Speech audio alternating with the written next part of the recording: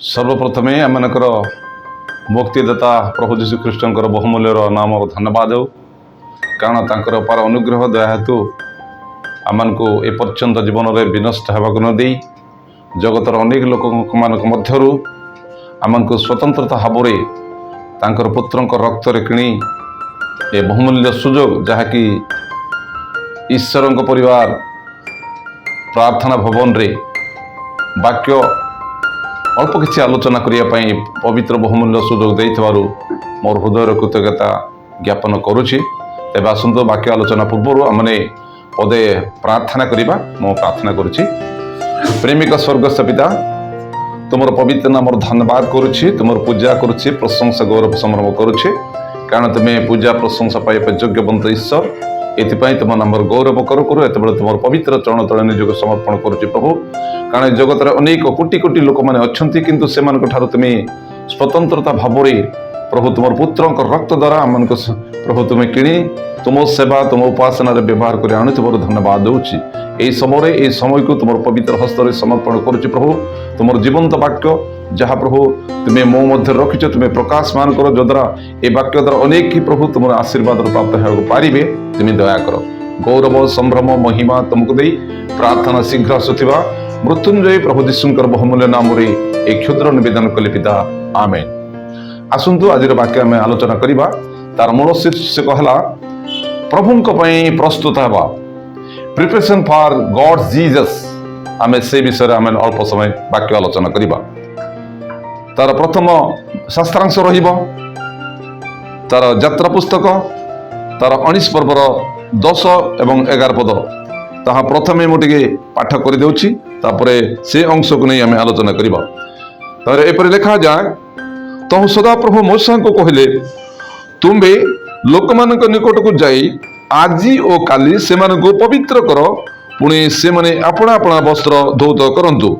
11 पद और तृतीय दिन निमंते समस्ते प्रस्तुत होंतु कारण तृतीय दिन रे सदाप्रभु समस्त लोकों साक्षात सीनाय पर्वत उपर को ओह्लाई आसबे। प्रभु पठित वाक्य द्वारा आम प्रत्येक को विशेष भाव आशीर्वाद करंतु। आज आलोच्य विषय रहिबो केवल 10 पद उपर आम चिंता करिबा। तेबे लिखा जाए तहु सदाप्रभु मूसा को कहले तुम्बे लोक मान निकट को जाई आजी और काली से पवित्र कर पुणी से माने अपना अपना वस्त्र धौत करंतु। आमर प्रथम टॉपिक रहिबो से मानकु पवित्र कर माने केमिति भाव रे सदाप्रभु निकट को जीवा को हेले आमको कि प्रकार पवित्र हवा को हबो से विषय आलोचना करिबा। तेबे प्रथमे मो जागतिक भाव रे जा प्रैक्टिकल भाव रे प्रस्तुत है विषय में अल्प सूचना देबा चाहे कारण जगत रे आज अनेक लोक माने अच्छु जद्रा गोटे जगह को जीवा को हेले कि कौन सी कुणिया बंधु मैत्र मान निकट को जीवा को हेले आमे नेचुराली भाव बा शारीरिक भाव बा फिजिकली भाव जो प्रकार भाव प्रस्तुत होचु जे प्रथमे आम गाधुआ पाधुआ करुछु वस्त्र को सफा करुछु एवं कहीं कहीं अभ्यासगत अनुसार पाउडर स्नो जहाँ कि लगे निजर माने मुह को संपूर्ण माने सफा सुतरा करुछु जो द्वारा कि आमने निजक बाहिक भाव सुंदर देखापे आम प्रस्तुत करिथा। आउ जदि मैंने कौन प्रकार गोटे जगह को जीवाक अच्छी मन कर ट्रेन रे कि फ्लाइट रे कि बस रे जेकोसी जगह को जीवाक अच्छी आम प्रथमे समस्त विषय ने प्रस्तुत होगा पड़ो। तापर अनेक प्रकार प्रस्तुत रही जागतिक भाव में अनेक लोक कौन करती कला लोक गोरा होगापाई से चेहरा को चेंज करने से अनेक प्रकार विषय अनेक प्रकार केमिकल विषय लगे से निजक प्रस्तुत करती जोटा कि सोफा होगापाई।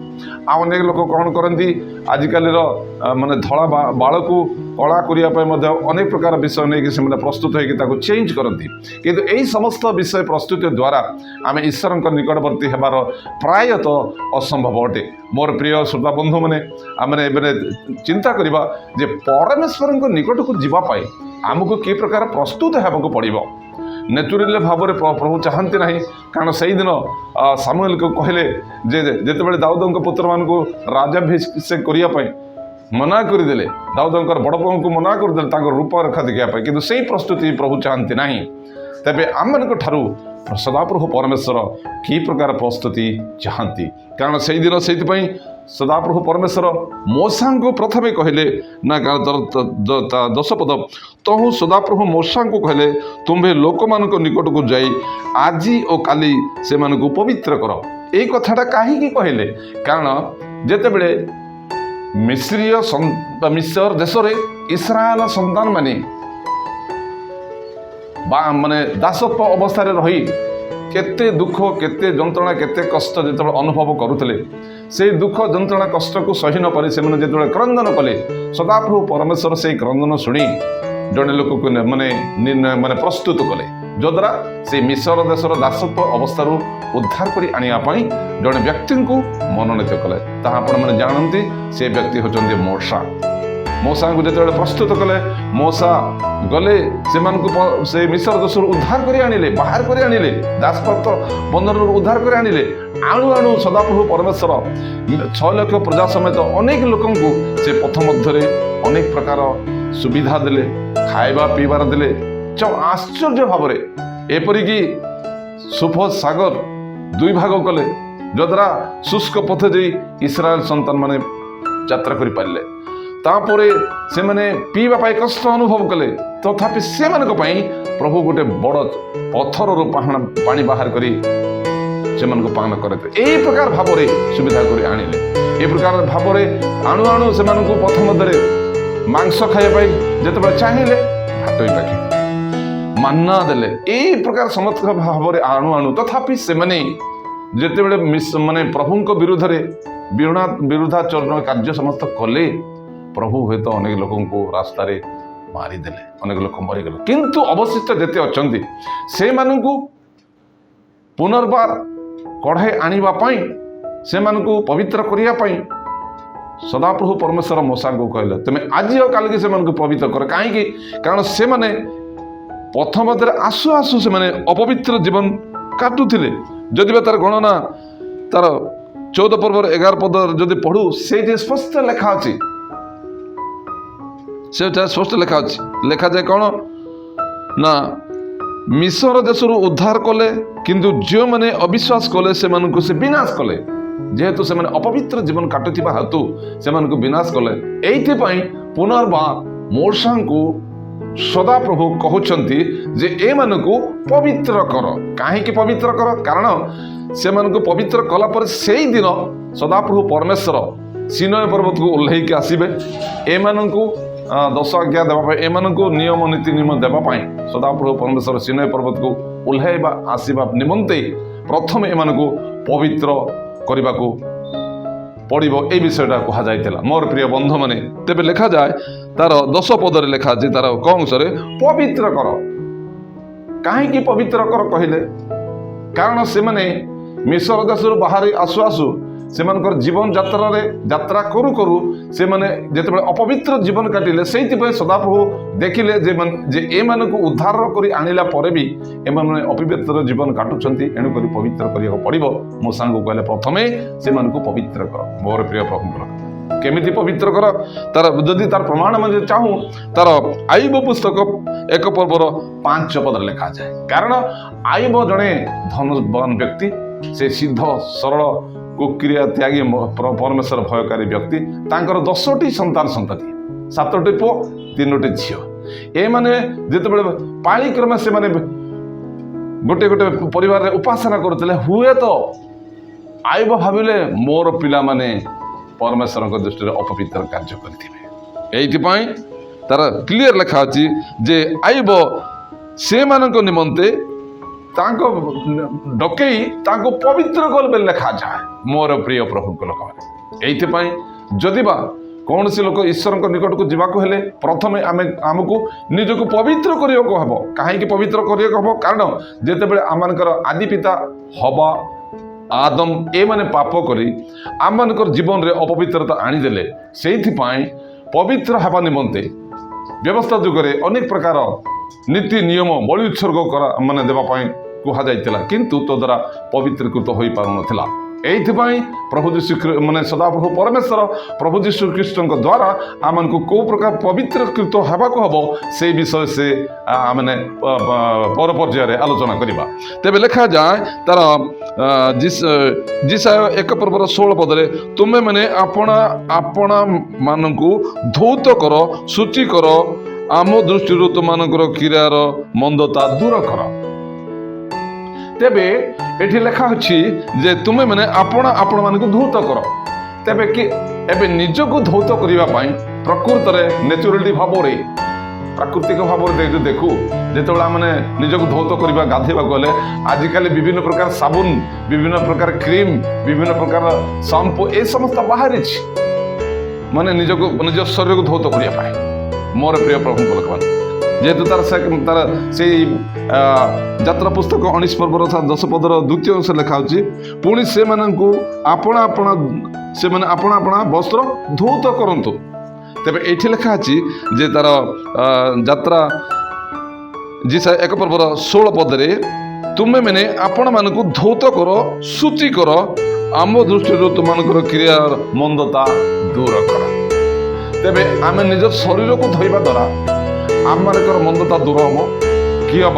ଆମମାନଙ୍କ ଶରୀରରେ କେତେ ସାବୁନ ଯାହା କିଛି ଲଗାଇବା ଯଦି ଦୂର ହେବ ଏପରି କିଛି ସମ୍ଭବ ନୁହେଁ।